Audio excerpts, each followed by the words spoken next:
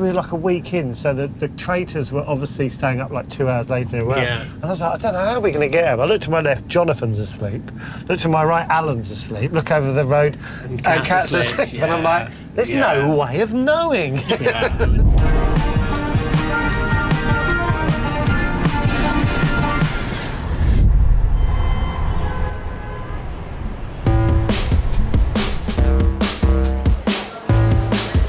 Over here. Still waving.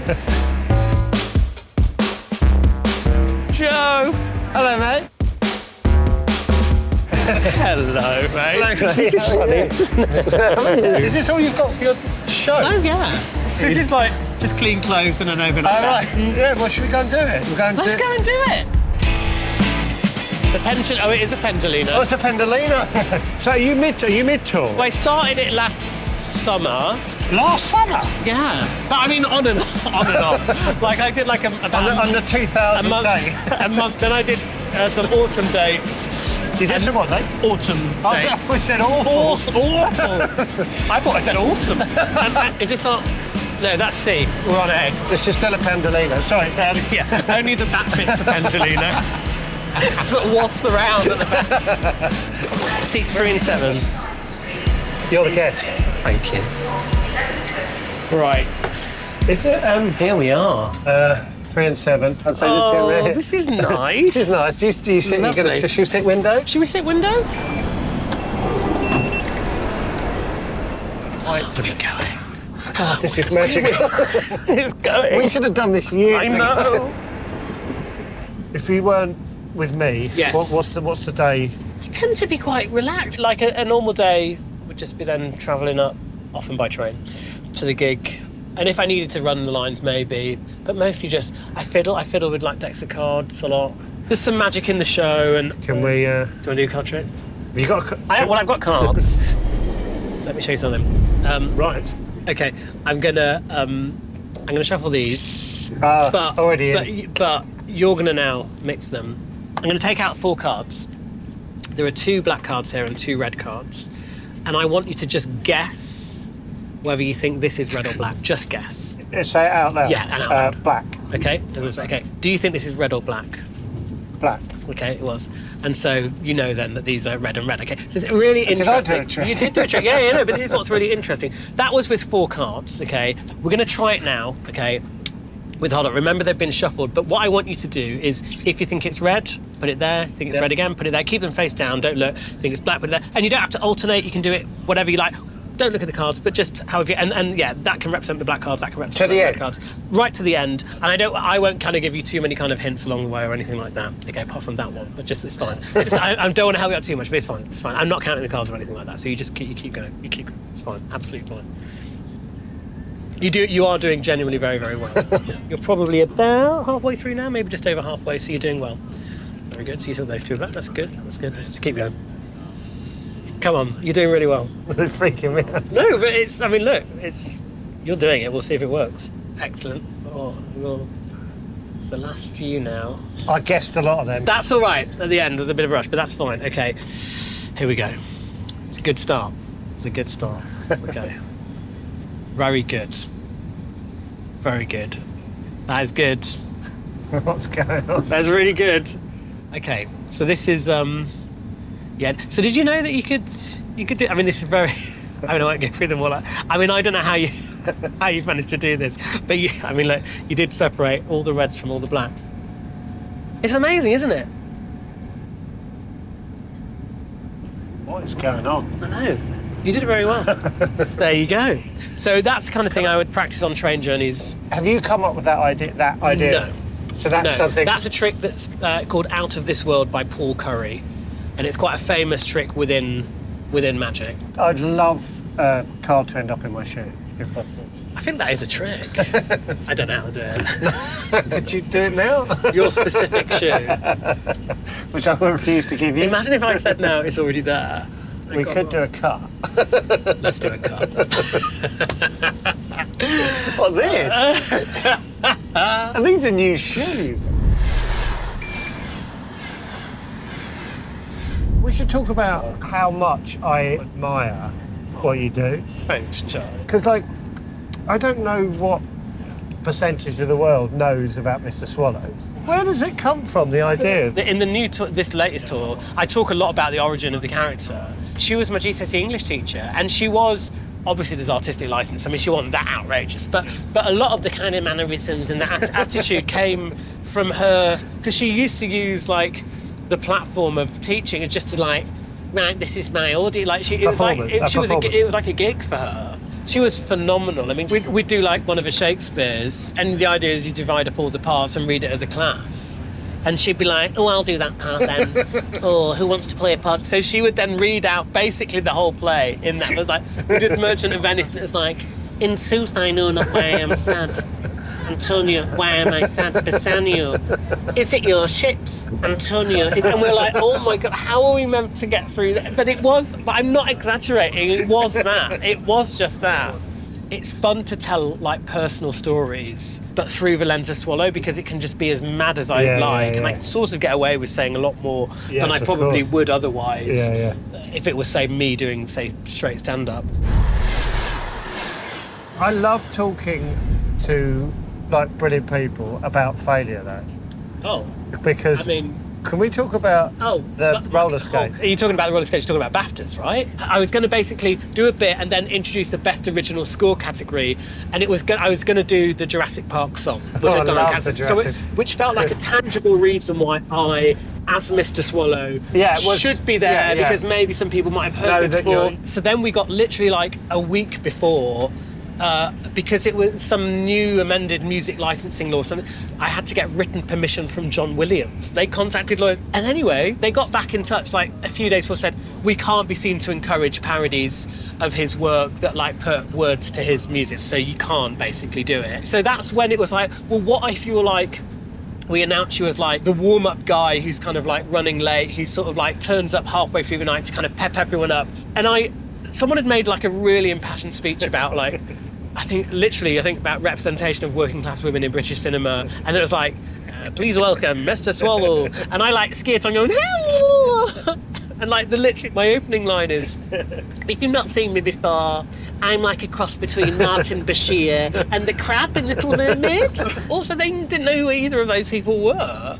And this, by the way, this is like draft 15 of a script. This isn't like, it was, and I'd skated on, and it was met with like less than silence. And I can like see like Christopher Nolan, Prince William, he was sat right at the front. Oh, they're all lit because it's for telly, because they have to get their reactions, which are like this, like that.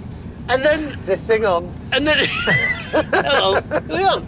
And then I just have to carry on, because like I can't like suddenly change the character of Mr. Swallow. But like I knew it was going to fail. But and by the way, if they asked me to do it again, even knowing that I would fail maybe twice on, I would do it in a heartbeat. Really? Because it was just so much fun. I mean, like all award shows are a bit self-serious, but also there was an element of me like, oh well, I'm going to thrive off this energy because.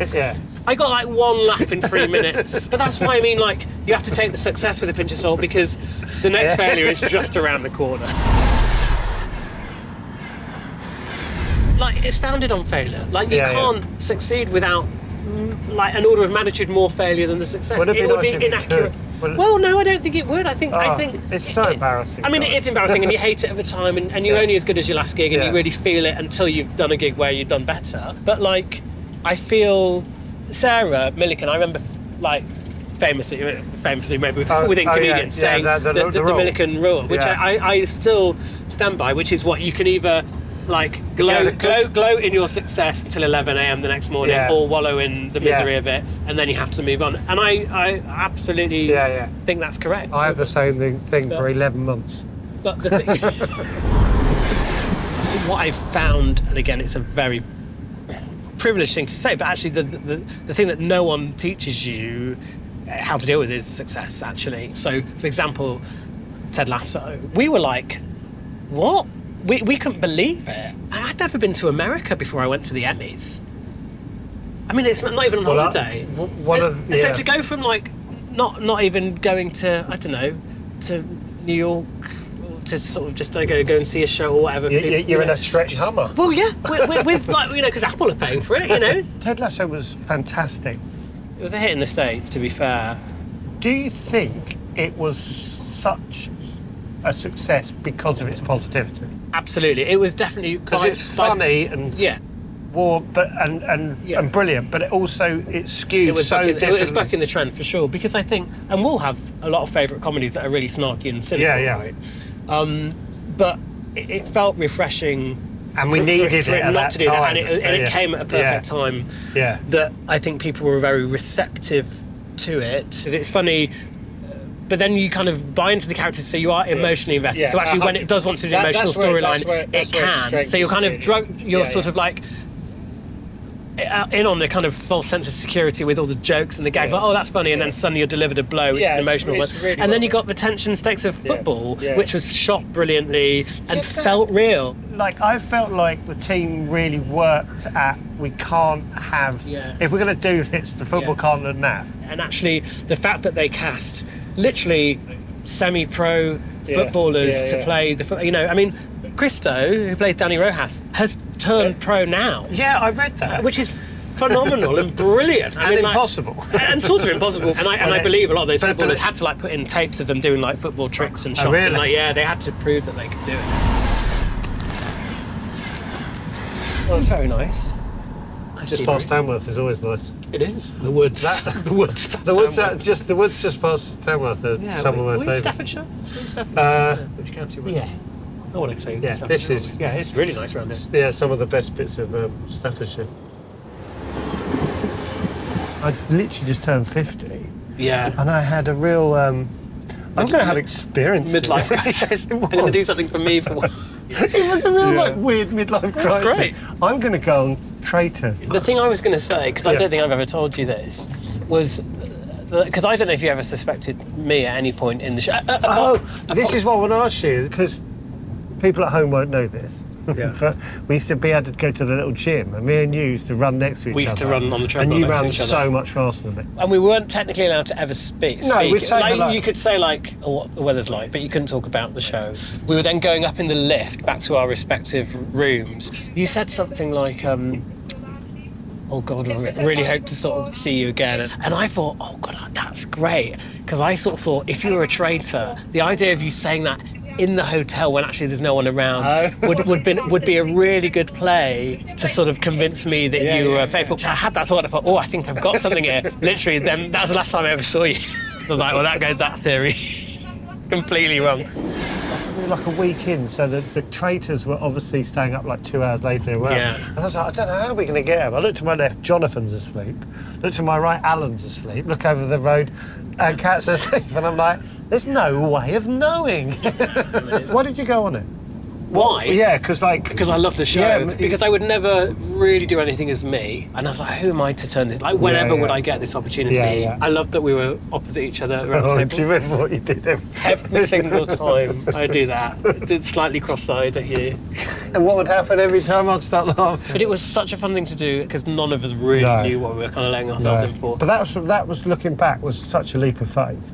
Did you want to be a traitor? Yeah, me too. Yeah, I was like explicit we're here now. right from the start. And then when I wasn't shoulder tapped, I was like, there was an element of disappointment. Followed quickly, to be fair, by relief, because I was like, oh, there's nothing to hide. Well, I think it was only afterwards realising that Jonathan had sort of been exhausted and Alan had been exhausted. Yeah. And I was like, oh, we just lucked out. The only thing I would have loved to have done is had the, where it is a faithful. It is a traitor when you get them out. You would have loved to have gone mad. Yeah. Like turn the table over. Yeah. Let's smash up the castle. I know. I had no idea the response from the have you ever, you've done Ted Lasso, so that was a big show, but have you experienced anything like No, because even afterwards? in the height of Ted Lasso was a bit of a sleeper hit over here, but there was something about Traitors that felt like sport because everyone was having to watch it at the same time because they'd get spoilers otherwise. So actually it made people watch linear television, basically. That what makes so much sense because everyone was watching at the same time. So there's this cauldron you're walking into every time you go into the public. Completely. And I found it too much. Because, I mean, that was the other thing. Knowing, obviously, what happened, but then holding on to that secret for like 6 months, pretty much, before it then aired. I forgot that it had ever happened. Because you do it, and then you have lived your life. Yeah, and then you can't talk about it anyway. And then came out, there was an element of oh my God, like what is it? And all the stuff that would come out in the press about theories and... What really made me laugh when it was on, like I was travelling on the train quite a lot from Paddington. Expect people coming up and chatting, and I was like, this is mad. Yeah. 2 or 3 weeks, and the fourth week, it just stopped. It was quite a funny, almost like an indicator of fame in a way. Yeah. You know what I mean? Like this intensity. And then actually it's gone. You got sweets? Yeah. Do you want sweets? I've got loads in it. I did a... Is this a trick? No, it's not. They're real. Keep coming. You pick. Which one would you have? Can I have a double decker? Oh God, that's my least favourite. Oh, yeah, really? yeah. Oh, how lovely. We should date. Great. We're allowed to eat these on camera? Oh yeah, no, I mean, if you're gonna waste it, Oh my God. no. Can we talk about acting? Talk about acting. You're a very good actor. That's very kind. Thank you. You've done some big films. Like Yeah.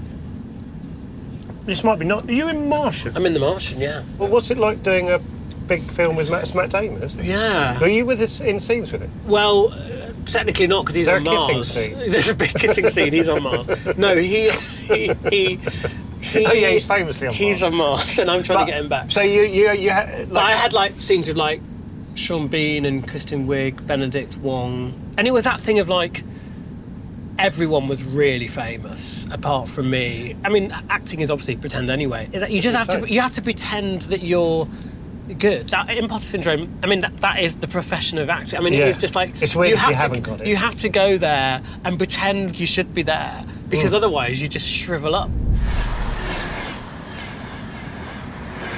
There's one last thing I was going to ask. Yes. As a favour. Yes. And I'm bringing back getting autographs, and I was wondering if I could. Oh, that's nice. So you got Michael Sheen's. I've got Michael Sheen's. Got Rhiannon Teasdale from Wet Leg, and I was wondering if I could. That's a good booking. Wet Leg were on SNL. Yes, they were. Yes, they're great. They're really good, aren't they? They're really good. Joe. Lovely handwriting. Quite small. Is it getting smaller? Yeah, I think so. Thank you. I won't be able to read that. Thank you so much for having me. Oh, thank you. See you at the turret. See you. Oh. That won't mean anything to anyone. We used to talk about the Wi-Fi code. To try and catch someone out, to try and see if they were traitor. We're like, Joe, what's the password? The Wi-Fi password of the turret. See you at the turret. We used to watch out and see you had turret knee. Going for the steps. But it's on. They won't tell us where it is even now. Production won't say because it's not. I know. Do you know? Yeah. Yeah. Yeah. Tell me about. Do you know how to whisper? Oh, well, we're mic'd. Oh yeah. Yeah. All right. Yeah. Yeah. Before or after? Don't know if that helps anyone. Well, thank you for letting me come on your. Thank you. What's the to time? Liverpool. I should start prepping for this gig. Oh, it's been cancelled. Has it? Yeah. We found out about 2 hours ago. Well, I'll see you to your destination. Thank you very much. Make sure you get. Make sure I get off okay. There we go. Here we are in lovely Liverpool. You're going to be all right? I'm going to be fine. Very nice to see you. Thanks, man. Have a great see you gig. soon. Have a great, safe journey back. Thank you. I'm just getting straight soon. on. Get straight Bye, on. mate. See you later. Bye, Joe. I know. Don't go. I won't.